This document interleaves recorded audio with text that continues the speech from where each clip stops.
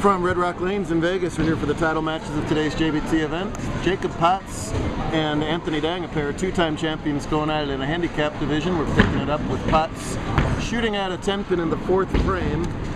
He's getting 19 pins a handicap. Anthony has to win by 20 to win the tournament. We're also picking up the final ball, maybe, of the scratch semifinal match. They're playing endless 10th frame. Eric finished at 238 with a strike on his fill ball, so he has an endless 10th frame if he needs it. That's a big if, because if Derek strikes on this ball, he finishes at 172, which means he'd need to get the next 7 strikes after that to catch up to Eric, and wouldn't that be a achievement if he gets it? But he all starts with striking on this ball, and it's not going to happen, so it's going to be Hatchet versus Betriff in the scratch division title match. They'll begin their warm-ups, and we'll focus over here on handicap, as Potts is going to miss that spare in the 5th frame, put himself way, way, way behind Mr. Dang, who's on fire this season. So still no endless 10th frames in the scratch division today. Haven't needed them. So it'll be 1 and 2 in Mojave Conference points. Eric and Jacob going at it yet again.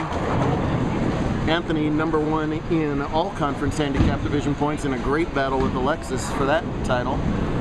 Some really good point races this year. Thank you, Eric.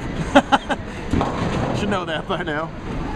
Anthony has a 2-hander release, which makes those corner pins really difficult for him, and unfortunately that happened there. But that's his first open of the game. He started spare triple to open up a commanding lead. He leads by 44 on the scoreboard, again giving 20, so already has made up the handicap difference times 2.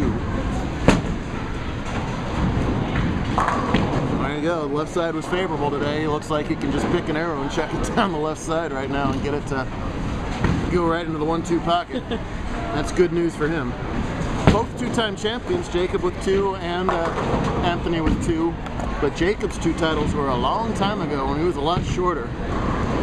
Won a couple titles, then disappeared from tour for a while, did some other stuff, got the bowling bug back again, and just like old times, bowling for titles. A nice shot there to start to crawl back into this match. He would really use another double here. Another strike to make a double. Number 76, your lane is 76, your lane available.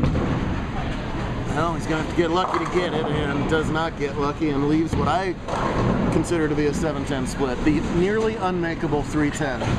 I hate 310s. Between you, me, and Eric Coach, there's 3 people that... My goodness.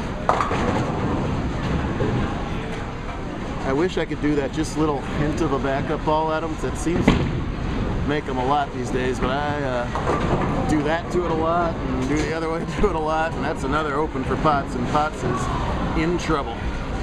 We got the screens cleared, and off we'll go with Betriff and Hatchet.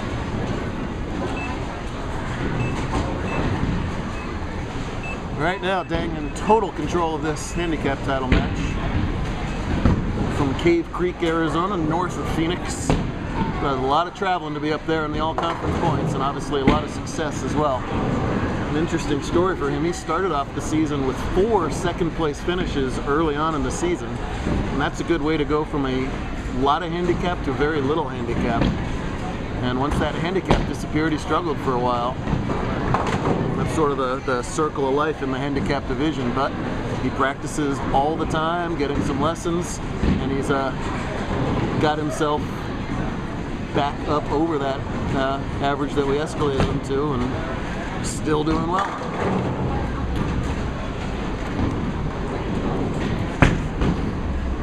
Way out there that time. Wow, are you kidding me? Way out and way back. The left side was extremely difficult today. The left side's usually pretty friendly here at Red Rock. It was an asymmetrical pattern. One of the Brunswick crown patterns was called the Deep. I really didn't know too much about it. Looked to be sort of a middle-of-the-road type pattern, and that was reflected in the overall scores for the field. The scratch cut was -65, so a mid-180 average to make the cut. Medium to medium-low on the scoring pace, but the top lefties definitely had the best look. But as I was talking with others about it, also left-handers happen to be some of our best bowlers on tour right now, between Jacob and Derek. I mean, hard to vote against those two in any situation. Potts in heaps of trouble here. He did strike in his last ball, and that 8-10 is going to seal it. There's no endless 10th frame over a handicap, and hey, what can you do smile from Jacob is all that's left there, as Anthony's going to pick up his 3rd career JBT title. Earlier in the handicap stepladder, Andrew Valdez opened with a win over Randy Spieler. Randy got aggravated at that and went over and finished as the runner-up in the women's series as well to Megan Carlson. Still a fine job out of her. Valdez again over David Galvin in round 2. That's 3 straight top 5s for David. And then in a thriller, Anthony went the back 4 to defeat Valdez, 237-227, and essentially won the title with that 7th semifinal win season cruise control right here in the final game.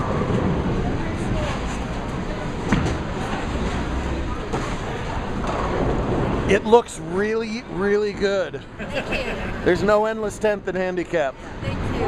I think life is good.